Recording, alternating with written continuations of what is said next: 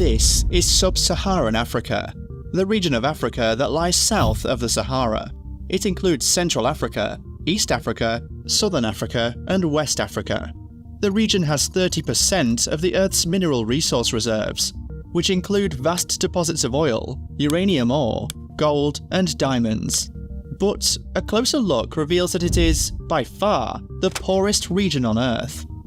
In the tumultuous journey of African history, the painful echoes of slavery reverberated across time, tearing apart communities and ravaging societies. After gaining independence from European powers, the continent entered a turbulent era marked by dictators who tightened their grip on power, stifling opposition and suppressing dissenting voices. As a result, the land witnessed various conflicts in the last 50 years, ranging from the Nigerian Civil War to the Rwandan genocide and the recent civil war in Sudan.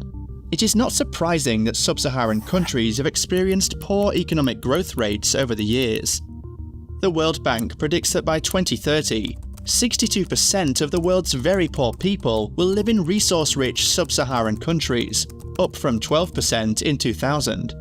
Effectively managing its resources is crucial for the future of Africa. The world has a high demand for Africa's hydrocarbons, and its minerals are essential for cleaner energy. Sadly, many African politicians risk wasting this opportunity by failing to implement the right policies. However, one African country has been an extraordinary exception: Botswana.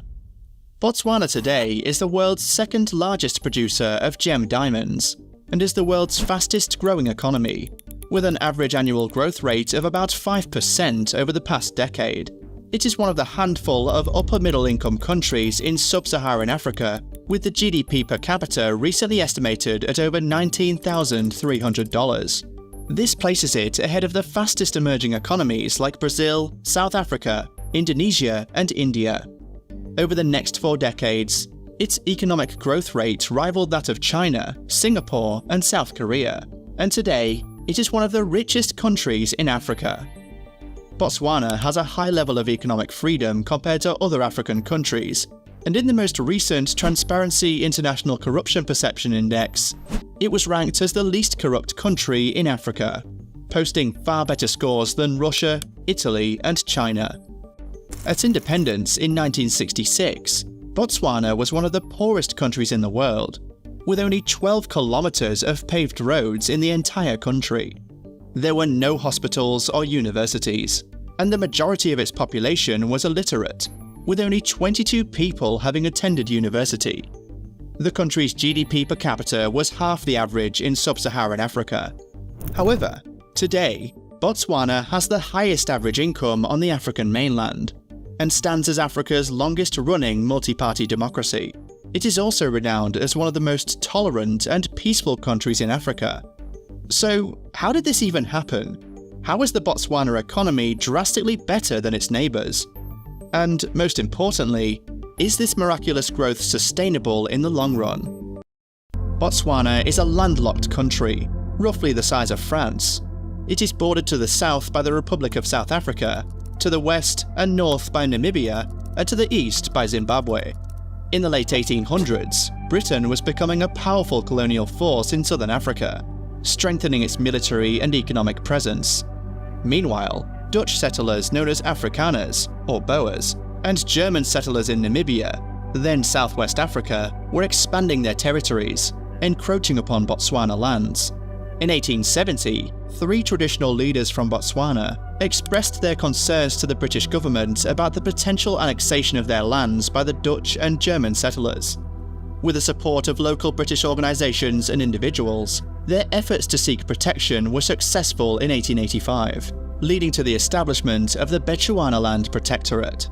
Bechuanaland, known as Botswana today, was under British protection, but not direct colonial rule. This meant that the native patron rulers retained leadership, rather than being governed directly by the British Crown. This map shows the Crown colony of Bechuanaland, shaded in pink, and the Bechuanaland Protectorate, indicated by a pink border. After being a British protectorate for 80 years, Bechuanaland achieved self-government in 1965 under the leadership of Seretse Khama. He was the son of a paramount chief and a figure surrounded by controversy due to his interracial marriage. Khama played a pivotal role in leading the independence movement and guiding Botswana's transition from British rule to an independent nation. In 1962, Khama founded the Botswana Democratic Party and later became the Prime Minister in 1965. Finally, in 1966, Botswana gained its independence, and Khama was elected as the country's first president. Khama was a visionary leader who embarked on what would ultimately be recognised as one of the most remarkable economic transformation programs in modern African history. His plan for Botswana's transformation revolved around harnessing the country's three primary resources: cattle, copper, and diamonds. While many other newly independent African governments faced challenges, as these resources became more of a curse than a blessing due to issues such as greed, corruption, and tribal conflicts, Khama's administration took a different approach. They embraced free market-friendly policies to promote economic development. Khama pledged to maintain low and stable taxes for mining companies, facilitated liberalised trade, and worked towards enhancing personal freedoms. Between 1960 and 1990, Botswana had the fastest growing economy in the world. Not even the Asian tigers like Korea, Thailand, and Singapore exceeded Botswana's growth rate for 3 decades. This growth rate would have been impossible without diamonds. Back in 1967, De Beers, which was pretty much in control of diamond production around the world, made an incredible discovery: Orapa, the largest open-pit diamond mine in the world. Now, usually, when something like this happens in Africa, the opportunities are wasted. But not in Botswana.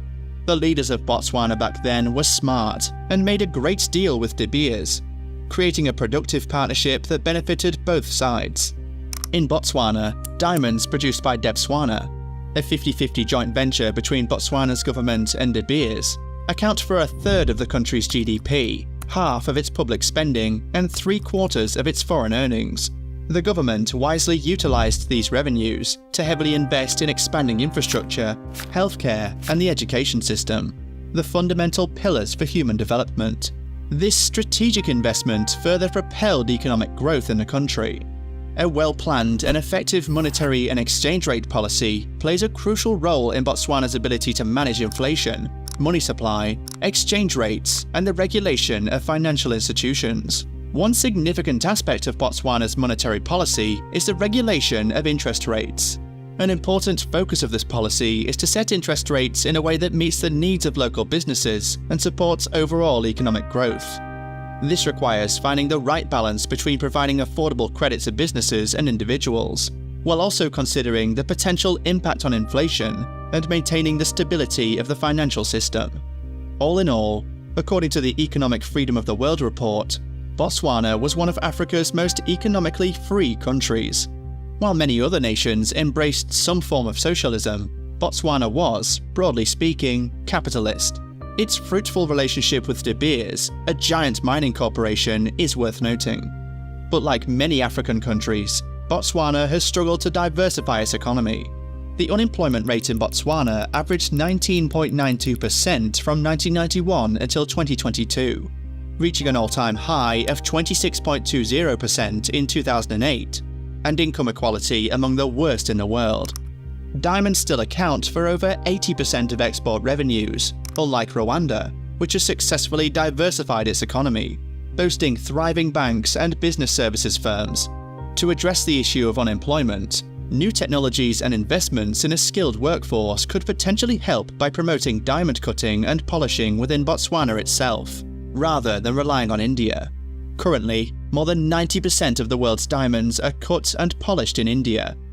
Although Botswana is actively working to diversify its economy by shifting focus from mining minerals to mining knowledge, it's launched its new national e-commerce strategy, which puts e-commerce and the digital economy at the forefront of efforts to ensure the flow of digitalized content and information, goods, services, and data. The nation believes that embracing this approach will help foster the growth of a knowledge-based economy. The national e-commerce strategy is seen as a significant milestone in strengthening and diversifying the country's economy. It also aims to promote trade and support the growth of local businesses and entrepreneurs. Currently, Botswana is facing the prospect of its diamond deposits running out by 2030. Despite decades of discussion about diversifying the economy, little progress has been made. Efforts are being made to promote commercial farming and safari tourism, capitalizing on the country's expansive and wildlife-rich natural landscapes. But creating a diverse economy on a large scale in a country with a population of just 2 million will be challenging. There are concerns regarding the recent direction of Botswana under the leadership of former President Ian and current President Mokgweetsi Masisi. The country has shown signs of deviating from the principles that led to its previous success. Economic populism, protectionism, and instances of power abuse are beginning to emerge. Botswana's history serves as a reminder that prioritizing fundamental principles can yield long-lasting benefits. While diamonds, a significant part of Botswana's economy, may not last forever, the benefits of a sound policy can.